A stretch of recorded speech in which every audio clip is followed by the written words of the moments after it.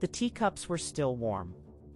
The almond cookies I'd baked the night before sat untouched on the porcelain plate.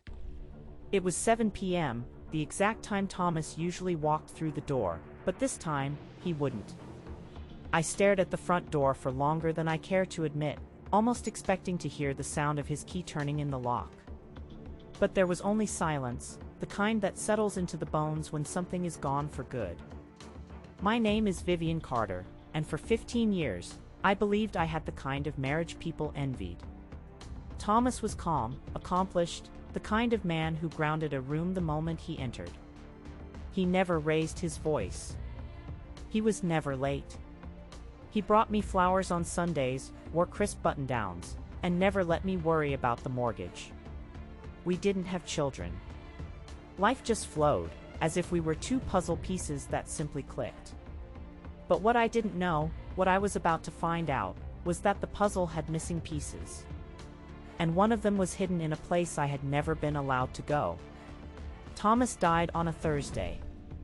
They said it was a heart attack. The doctor's face was kind, rehearsed, detached. Massive myocardial infarction. He went quickly. I nodded like I understood, like it made any difference. But it didn't. Not when you've just lost the only person you thought truly knew you. The funeral was a blur, black clothing, polite condolences, unfamiliar faces telling me how wonderful my husband had been. I clung to Claire, my best friend since college, who kept handing me water I didn't drink and food I couldn't swallow. It wasn't until my sister Rachel arrived, her perfume too sweet, her hug too long, that something shifted in me. "I'm so sorry, sis," she whispered, her voice just a bit too smooth. Thomas was like a brother to me. I wanted to believe her. I really did. But something in the way she looked at me, it wasn't grief. Later that evening, as she poured herself a drink in my kitchen, she said, "Hey, I know it's not the time, but Thomas loaned me money. I was hoping to get that settled now that you're taken care of." I stared at her. "What money?" She blinked, then smiled like I was being silly. "Oh. I guess he never told you." Something inside me twisted. That night, I couldn't sleep.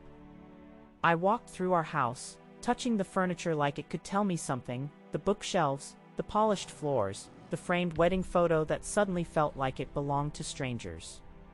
Then I saw them. Thomas's keys, still sitting on the hallway table. I picked them up, and there it was, the key I was never allowed to use. The one shaped differently than the others. The key to his garage. I had asked about it once, years ago.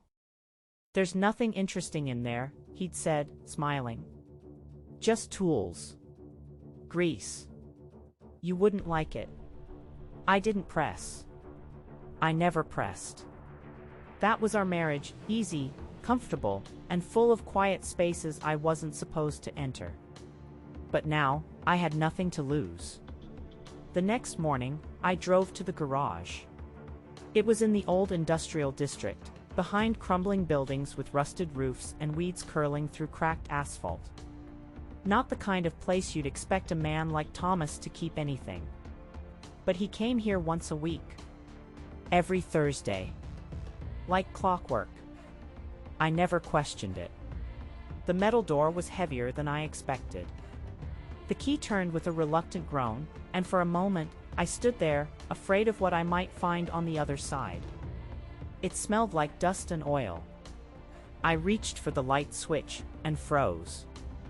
It wasn't a garage. It wasn't tools, or boxes, or car parts. It was a shrine to a life I never knew existed.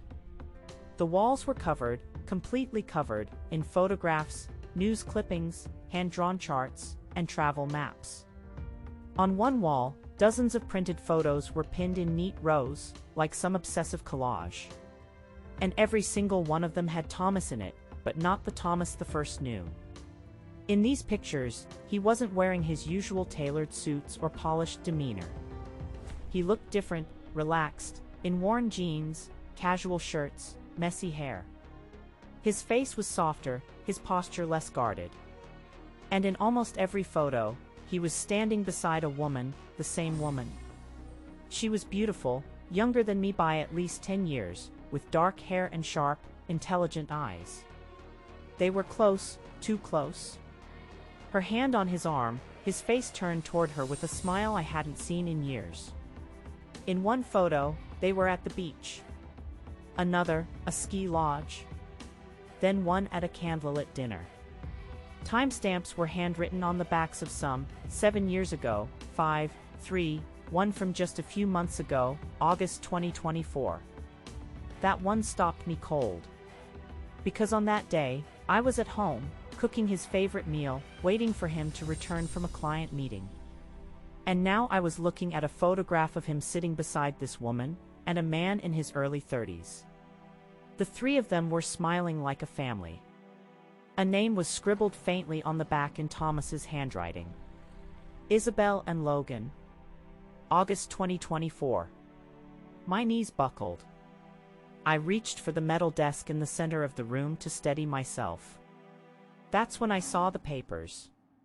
Files stacked high, bank transfers, corporate records, letters from overseas firms, tax documents that didn't match anything I knew about his business. And in one folder, a medical report. My eyes scanned the header. Crescent Heart Institute. It was dated less than 2 months ago.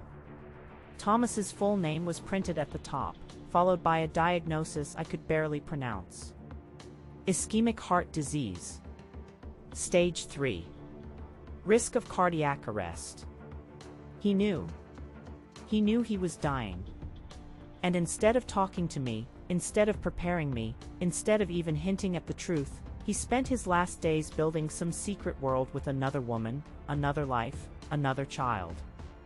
Because that's what the young man in the photo had to be. Their son. My stomach turned. 15 years. I stood by him for 15 years. And now the man I buried wasn't my husband. Not really. He was a stranger. A stranger who had looked me in the eye the night before he died, handed me a velvet box with a sapphire necklace inside, kissed my cheek, and told me, "You're the only one for me." I staggered back toward the door. I couldn't breathe. My chest felt tight, my mind spinning. What was I supposed to do with this? Who even was I now? A widow? Yes. But of whom? That's when I heard it. Footsteps. Soft, hesitant, like someone didn't want to be heard. I turned around fast, heart slamming against my ribs. And standing in the open doorway was the young man from the photo. Same dark hair. Same sharp jawline. Same intense, unreadable eyes. His voice was calm when he spoke, but my pulse pounded too loudly to absorb the words at first. Vivian Carter? I didn't answer. I thought you might come here, he said. I'm Logan Myers. Thomas Carter was my father. And just like that, the floor disappeared beneath me. I don't remember what I said first. Maybe nothing. Maybe I just stood there, gripping the edge of the desk like it was the only solid thing left in the world. Logan stepped forward, calm but cautious, like he knew this was fragile territory. You're really his son, I finally whispered. Yes, he said without hesitation. And I'm sorry. I never wanted you to find out like this. How long did you know about me? My whole life, he said. He didn't tell me much, only that he was married, that you didn't know about me. He kept us separate. I sat down in the dusty chair near the desk. My legs couldn't hold me up anymore. Why are you here? I asked. Why today? Logan reached into his backpack and pulled out a folded document, yellowed at the edges. He held it out, and I hesitated before taking it. It's a draft of a will, he said. Unfinished, unofficial. My father gave it to me 2 weeks before he died. He said the official one would go to you, but this one was just in case. I unfolded the paper. Thomas's handwriting. Steady. Familiar. It wasn't notarized, just scribbled lines dividing assets. Mention of Logan. A reference to a company I'd never heard of, Mercury South Holdings. And one more thing. Access to remaining documents secured in office vault. Code linked to personal item gifted to V. I froze. Personal item gifted to me. The necklace. The sapphire necklace he gave me just 2 nights before he died. That wasn't just a gift. It was a key. I didn't go home right away. I needed space to think, to breathe. So I called Claire. Within 20 minutes, I was on her couch, hands wrapped around a mug of tea I wasn't drinking, the sapphire necklace sitting on the table between us like a live grenade. Claire didn't ask questions. She never did. Not until I was ready. And when I finally told her everything, the garage, the photos, Logan, the will, she didn't say, "I told you so." She just whispered, "I'm so sorry," and reached for my hand. But I wasn't ready to cry. I wasn't ready to collapse. I needed answers. I needed someone to blame. So I drove to Rachel's condo. She opened the door barefoot, wearing silk pajamas, a glass of wine in one hand. Her makeup was perfect, her hair styled like she was expecting company. "Well, if it isn't my grieving sister," she said with a smug smile. "Come to inspect the widow's inheritance?" "Cut the crap, Rachel," I snapped. "We need to talk." I pushed past her into the living room, where a framed photograph caught my eye. Her and Thomas. Laughing. Toasting champagne. The date stamped in the corner made my stomach flip. 5 years ago? What the hell is this? I demanded. Rachel sauntered over, taking a long sip of her wine. "Oh, that? A company holiday party. You were too tired to come, remember? Thomas insisted I join him." She said it like it was nothing. Like sharing champagne with my husband while I stayed home folding laundry was completely normal. "We always got along so well," she added casually. I turned to face her fully. "How well, exactly?" Her smirk faltered. "I know about Isabel," I said. "I know about Logan, about the garage, the fake company, the will. I know everything. So if there's more, tell me now." Rachel's eyes narrowed. She walked over to her liquor cart, refilled her glass, and said softly, "Fine. You want the truth." She set the glass down and placed a hand on her stomach. "I'm pregnant," she said. "And it's Thomas's." I didn't move. I didn't speak. My brain just shut down. 10 weeks, she continued. I found out a week before he died. He knew. He said he'd take care of everything. He even told me he would leave Isabel soon. I froze. "You were still seeing him after Isabel died?" Rachel gave a small shrug. She was never supposed to be permanent. I was always the one who stayed. I felt like I was floating outside my body. "You slept with my husband." "Don't act so surprised," Rachel said. "You had your perfect little life, your perfect house, your perfect dinners at 7. Meanwhile, I was struggling to pay rent, working dead-end jobs, listening to Mom compare us like I was some failed version of you." She looked up at me, eyes suddenly sharp. "You were his routine. I was his escape." The slap came before I realized I'd raised my hand. Rachel's head snapped to the side. Her wine glass shattered on the floor. She didn't cry. She didn't yell. She just smiled. "Now there's the real Vivian," she said. "Not the prim, perfect wife. The woman who just found out she's been living a lie." I turned away, breathing hard, hands trembling. "Why didn't you tell me?" "Because you never would have believed me," she said. "You always thought I was jealous. And maybe I was. But this wasn't about you. This was about me finally getting something for myself. I shook my head. You didn't just take something. You stole everything. She walked closer, her expression suddenly unreadable.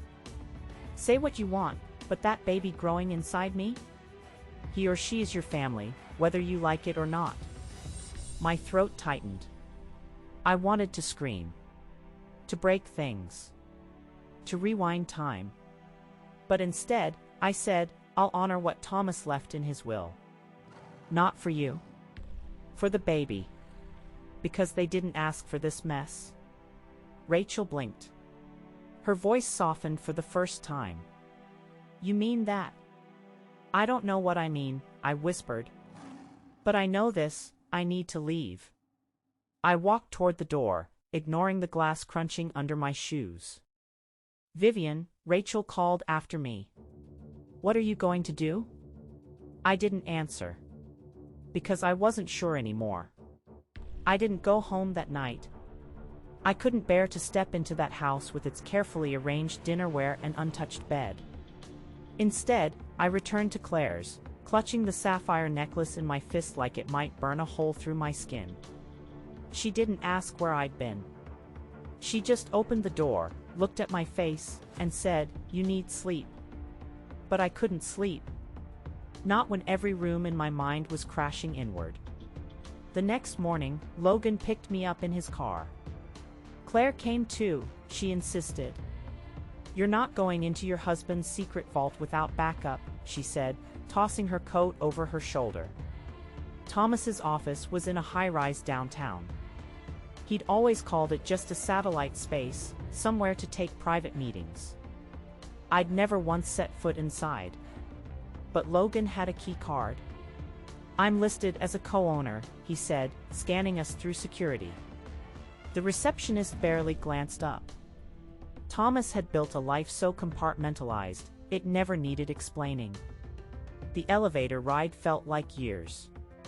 At the 14th floor, Logan led us to a glass-walled office with cold modern furniture, no trace of warmth.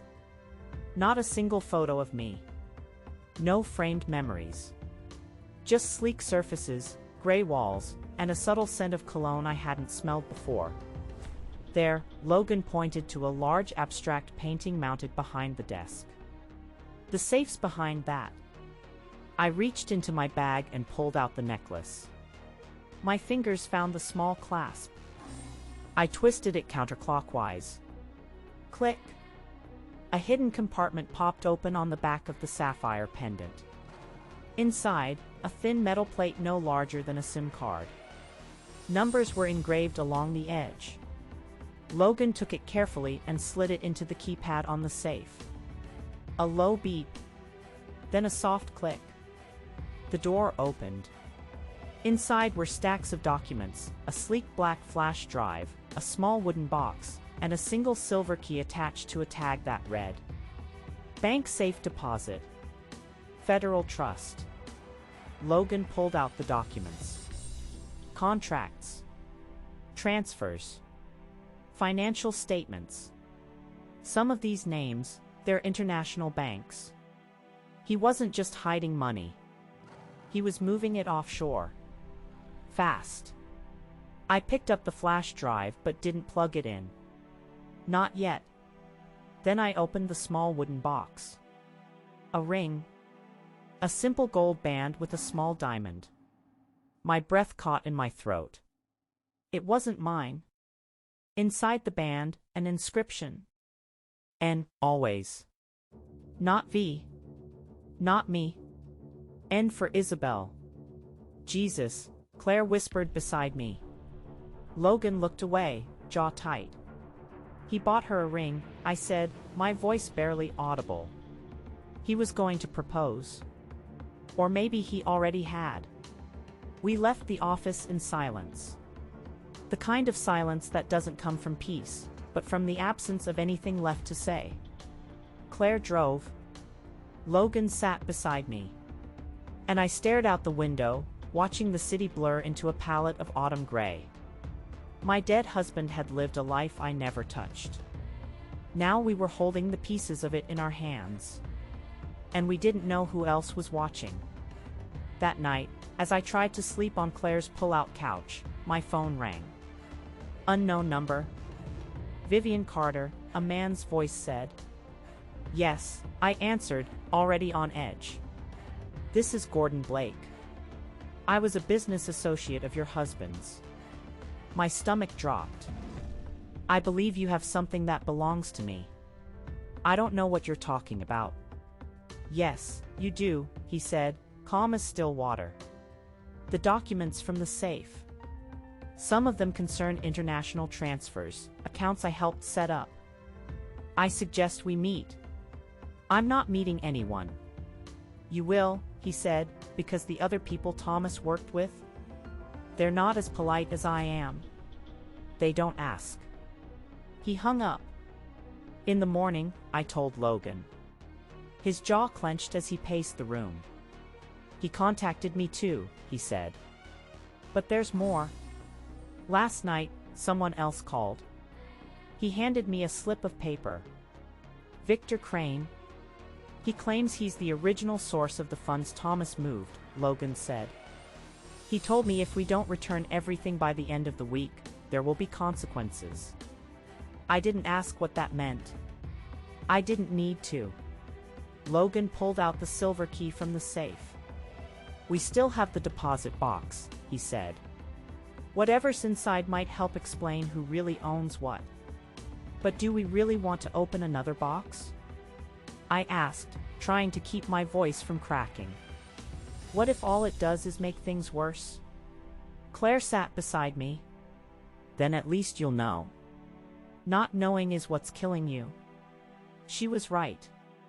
So we made a plan. First, the bank. Then, if things still didn't make sense, we'd find someone who could tell us the truth. Thomas had to have had a fallback. A contact. Someone who knew what the hell he was involved in. That's when Logan said, there's a name my mother mentioned once. Edward Holloway, Dad's old college friend.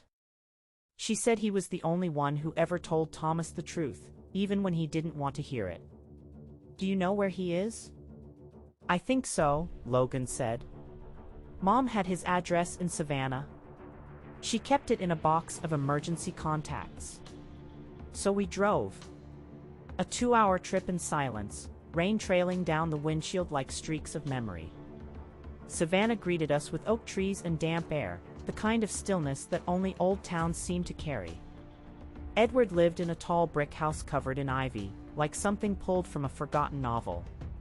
He opened the door slowly. You're Vivian, he said without hesitation. And you must be Logan. You knew we'd come? I asked. He nodded. Thomas said if it all came apart, you'd find me. He stepped back. Come in. Inside, his house smelled like paper and pipe smoke. Bookshelves lined the walls. A piano sat in the corner, untouched but polished. He motioned for us to sit, then disappeared into another room and returned with a sealed envelope. He left this with me, Edward said. Only to be opened if both of you showed up together. I looked at Logan. He nodded. I opened the envelope. Inside, a short handwritten letter. And a second will. This one was different. It named the child Rachel was carrying. It assigned 25% of Thomas's private savings, offshore, unspecified, to the child once they turned 21. I felt the blood drain from my face. He planned for everything. Even this. I stared at the will again, at the name, unborn child of Rachel Carter. 25% to be held in trust until age 21. It wasn't the money that stunned me. It was the precision. Thomas had planned this. All of it. Even after death, he was still 3 steps ahead. Why would he name the baby but not Rachel? I asked Edward. Because he trusted the child, Edward said gently. Not the mother. Logan shifted in his seat. This changes everything. It means Rachel can't touch that money. Not legally. I looked down at the second will again. And if she tries? Edward nodded toward the flash drive. Then you use that. From what Thomas told me, it contains detailed records of every transfer, every partner, every crime they committed to build this thing. If they push you, you push back. Claire exhaled beside me. You have leverage. For the first time since Thomas died, I didn't feel small. I didn't feel like the woman who'd been lied to, cheated on, left with broken pieces. I felt like the only one left holding the blueprint. And that was power. Logan leaned forward. Vivian, I think it's time we stop reacting. We need to make a move before Gordon or Crane does. I nodded slowly. We go to the bank. We drove back into Charleston before noon. The Federal Trust building sat nestled between a law office and a historic hotel, discreet, unassuming. The kind of place you'd walk by 100 times without noticing. Until it mattered. Claire stayed in the car. Just text if it gets weird, she said. And if they don't let you in? Cry. Nobody says no to a woman crying at a bank. Logan smiled at that. I didn't. Inside, the vault manager looked at the silver key, checked my ID, and raised an eyebrow. It's been years since anyone accessed this box, he said. Registered under a corporate shield, Mercury South Holdings. He led us into the basement, past layers of security doors and concrete. The air grew colder. The silence thicker. And then we were alone with the safe deposit box. He handed me gloves. Standard procedure, he said. We'll give you privacy. The door closed behind us. My fingers hovered over the lock. Ready? Logan asked. No. But I did it anyway. The key turned smoothly. The box slid out. Inside. No cash. No passports. No stacks of untraceable bills. Just one manila folder. And a photograph. The photo was of Thomas, Logan, and Gordon Blake standing in front of a black SUV, arms crossed, laughing. And behind them, Victor Crane. I stared at the photo for a long time. They weren't just business associates, I said. They were a team. Logan opened the folder. Dozens of signed agreements. Shell company registrations. Payoffs. And one document marked in bold red ink. Crane Blackmail Insurance. It wasn't just leverage. It was a loaded gun. Thomas kept proof of everything. And in that moment, I understood. He hadn't just left me a mess. He'd left me a weapon. Now it was my choice who to aim it at. We didn't go home. We went to the lawyer. Marcus Doyle had represented my father's estate years ago, straightforward, discreet, allergic to drama. I told him everything. Almost. Not about the affair. Not about Rachel. Just the parts that mattered legally, the documents, the threats, the offshore accounts. He didn't blink. Do you want to press charges? No, I said. I want insurance.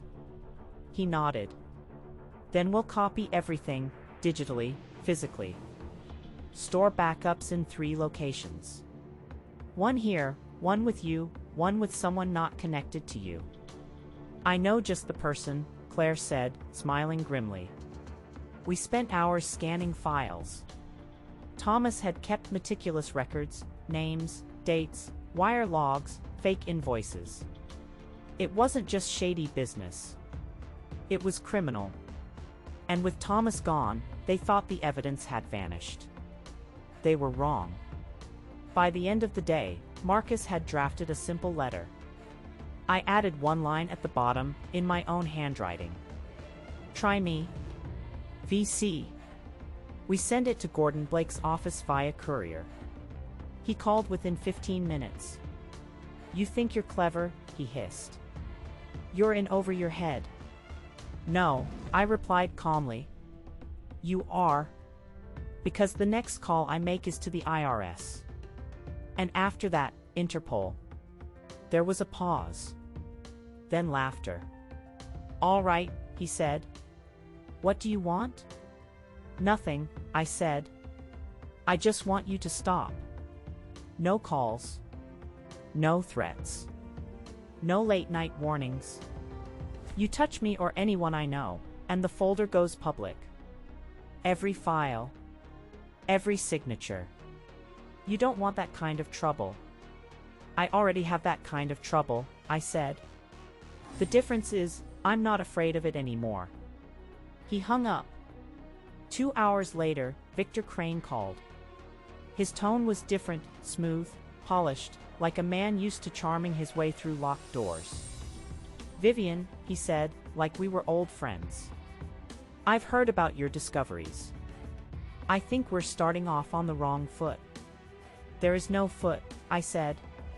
Just your signature on a dozen illegal transfers. He laughed softly. All hypothetical, of course. I let the silence stretch.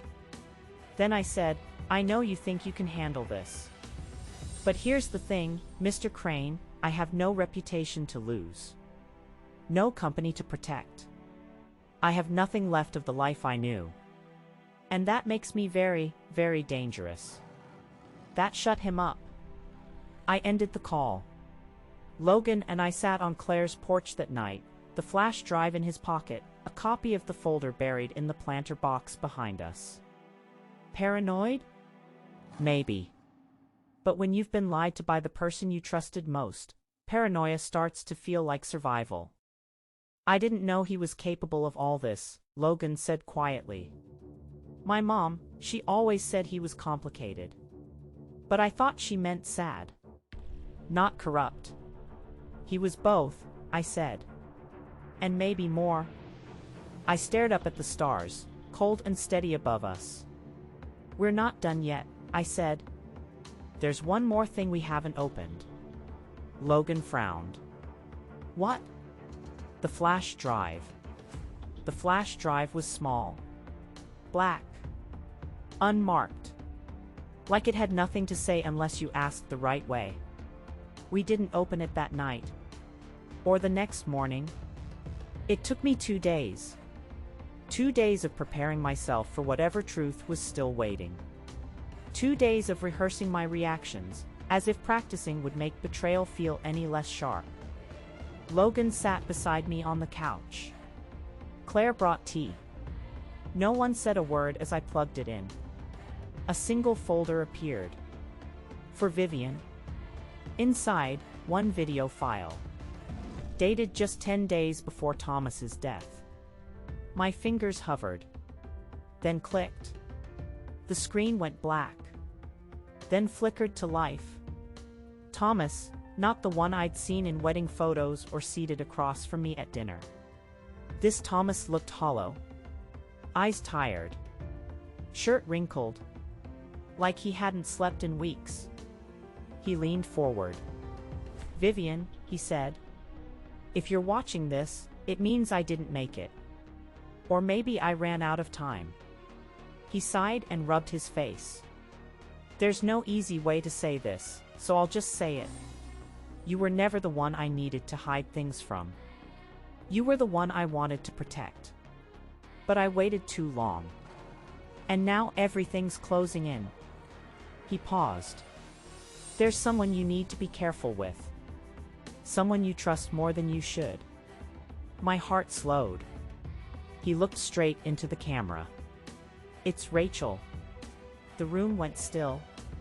She wasn't just someone I slipped up with. It wasn't that simple. She planned this from the beginning. The pregnancy wasn't an accident. The night I told her I couldn't keep doing this, she changed. Said if I left her, she'd go public with the money, with the shell accounts, with everything I buried to keep you safe. He leaned closer.